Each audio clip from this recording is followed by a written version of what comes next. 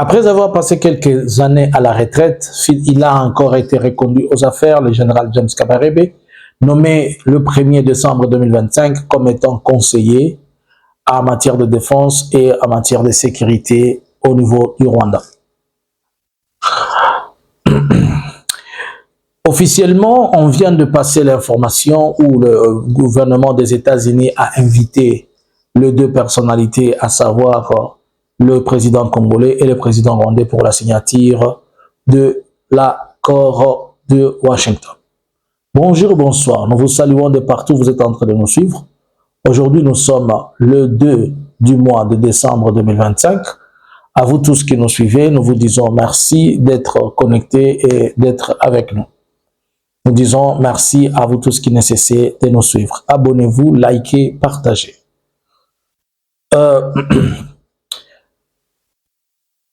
Le gouvernement du Rwanda est passé par la nomination ce 1er décembre sur deux postes qui sont clés et qui ne sont pas à négliger.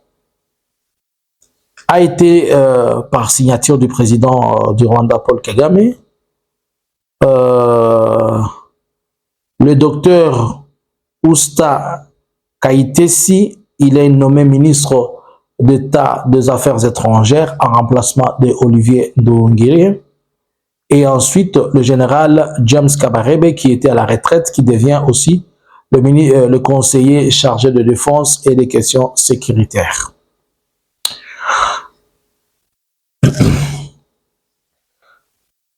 Réfléchissons un peu doucement. Nous venons de l'apprendre et nous l'avons apprise que le président du Burundi a déclaré qu'il se rendra aussi aux États-Unis pour la signature. Est-ce qu'il a une lettre? Il a été officiellement invité. Je pense qu'à titre du président, il ne peut pas seulement venir comme ça.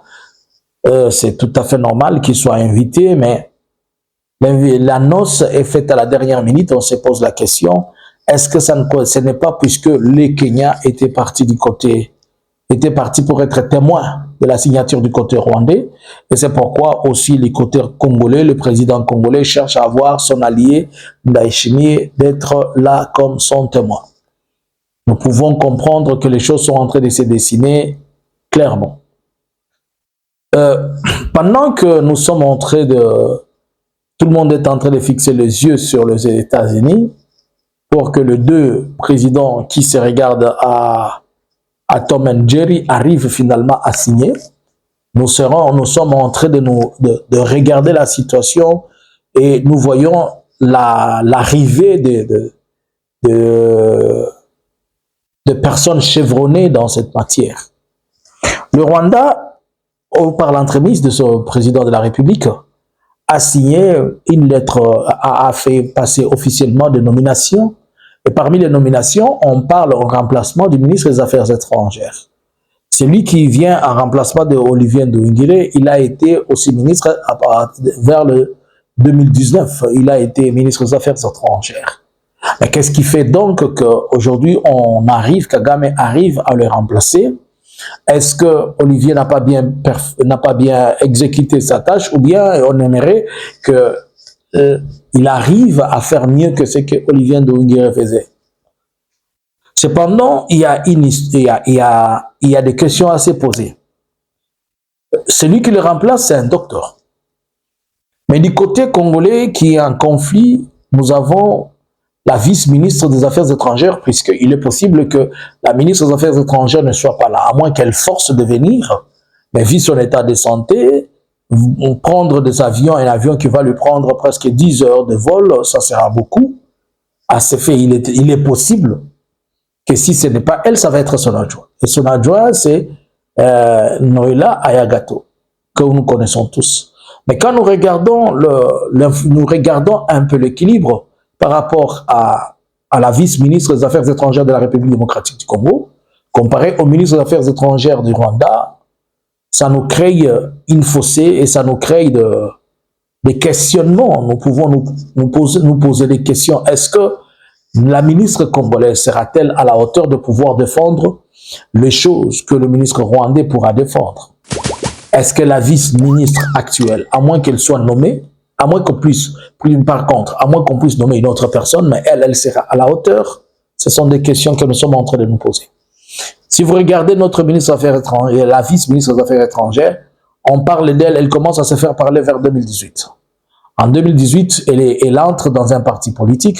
Quelques temps après, elle est devenue bourgmestre, étant élue bourgmestre à Kinshasa. Après être bourgmestre, on la voit, elle sursaute les échelons. Elle a été dans l'enseignement un peu, et puis aujourd'hui, on la voit, elle a été dans la jeunesse plutôt, et puis aujourd'hui, on la voit dans les affaires étrangères. Sur son cursus, on sait qu'elle a un diplôme, selon ce qui est dit, elle a un diplôme d'État d'abord. En plus, elle va avoir un diplôme de licence en sciences économiques, qui est une matière un peu différente de ce qu'elle est en train de traiter. Là n'est pas le problème.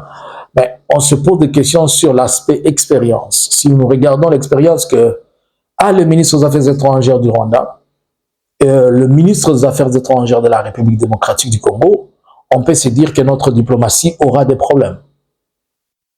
Aura des problèmes. Cependant, James Kabarebe, qui était à la retraite, revient aux affaires. Mais pourquoi donc Kagame va le pêcher de la retraite pour le ramener aux affaires? L'équivalent de James Kabarebe chez nous, c'est Eberand. Monsieur Eberand, qui a occupé des postes, qui est Eberand, vous le savez, qu'il est plus un juriste. Il était directeur de cabinet, il a pris des échelons, il est ce qu'il est. C'est lui, le monsieur sécurité, qui souffle à l'oreille de Félix. Mais de l'autre côté, nous avons James Kabarebe.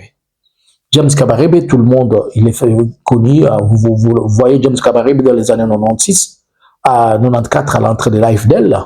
Après cela, James Kabarebe s'est retrouvé, a été ministre des Affaires étrangères pendant un certain temps. Il a été le ministre chargé des coopérations régionales et notamment, il était celui qui était presque la personne qui s'occupait de tout ce qui est de la RDC, car maîtrisant et connaissant bien les paramètres et les problèmes.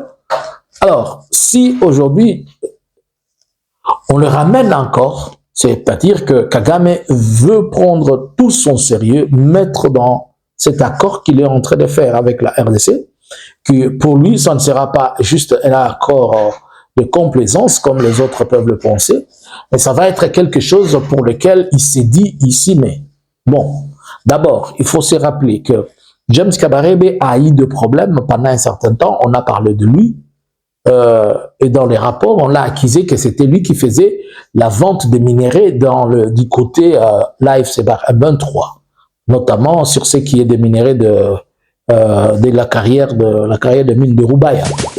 Bon, plusieurs fois, il a été pointé dans plusieurs rapports, il a même fait, il a été un sujet de sanctions américaines. Mais si Kagame doit le ramener, ce n'est pas seulement ce n'est pas juste puisqu'il a besoin d'un conseiller, mais puisqu'il a besoin de quelqu'un qui s'y est assis vraiment sur ce dossier-là. Et la personne qui est assise sur ce dossier, c'est James Kabarebe, puisque on le retrouve dans des problèmes qu'on parle de minéraux, et là nous sommes en train de voir que le problème de la RDC avec le Rwanda va suffisamment traiter de la question minière et de la question dont le terre rare, tel que vous savez, avec les USA. On voit aussi de l'autre côté que pendant ce temps, Kabarebe va être un conseiller militaire pour donner aussi des conseils par rapport à l'évolution de la situation, savoir s'ils peuvent faire ceci ou ils peuvent faire cela.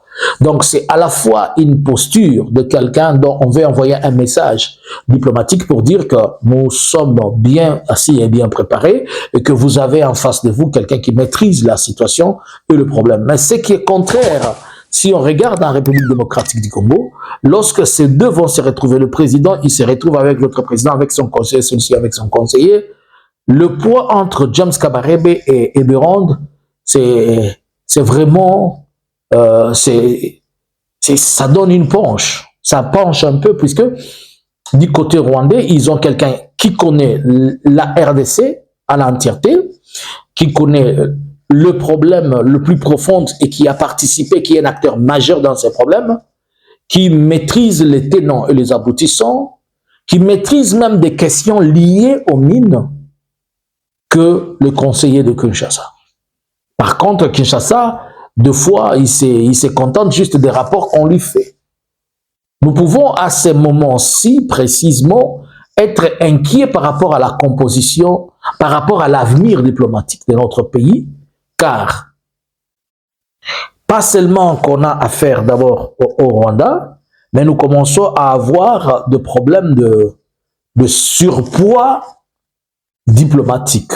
Le Rwanda amène un poids qu'il faut dans cette histoire, tandis que de notre côté, on devait avoir l'équivalence d'un James Kabarebe. Puisque dans ce domaine, il faudrait que le président ait à la fois quelqu'un qui s'y connaît dans la matière sécuritaire et dans l'armée. Et aussi qui peut être à mesure de pouvoir le lui relayer et lui relater. C'est de la même manière que je suis en train de montrer à propos de notre ministre des Affaires étrangères. Nous pensons que certainement, il va y avoir beaucoup de problèmes diplomatiques dont je pense que la RDC va chaque fois se retrouver en face des gens qui maîtrisent les choses et qui vont leur demander et ils vont chaque fois se heurter peut-être à ne pas avoir de bonnes réponses ou bien se heurter à des décisions qui seront contre la RDC ne maîtrisant pas bien le tenant et les aboutissants. Alors, tous les états-majors sont prêts pour partir et pour se retrouver aux USA. Par la même occasion, excusez, nous apprenons que l'AFC M23 est en train de renforcer ses positions vers Uvira.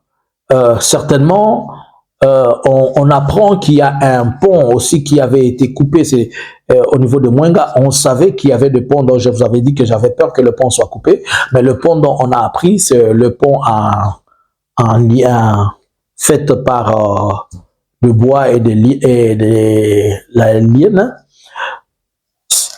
Si au niveau du front, les choses sont en train de s'accélérer et on veut avoir des discussions au niveau de Washington, c'est à la fois, c'est aussi un message pour dire que Washington est différent du problème qu'on a ici.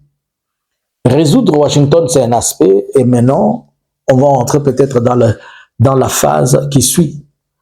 Si je regarde bien l'image, ce que je vois, je comprends que le jour qui sont devant nous, elles vont être soit attisées de beaucoup de feu, pour susciter qu'un compromis soit aussi vite pris avec l'AFC.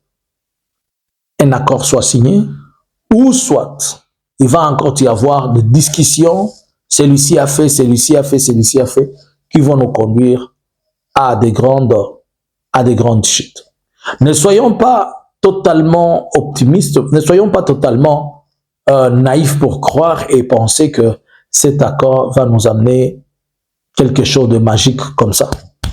Non, je suis trop prudent et je me réserve de faire des commentaires positifs puisque des scénarios tels que celle-ci, on en a vu par expérience et on sait partout où ça nous amène.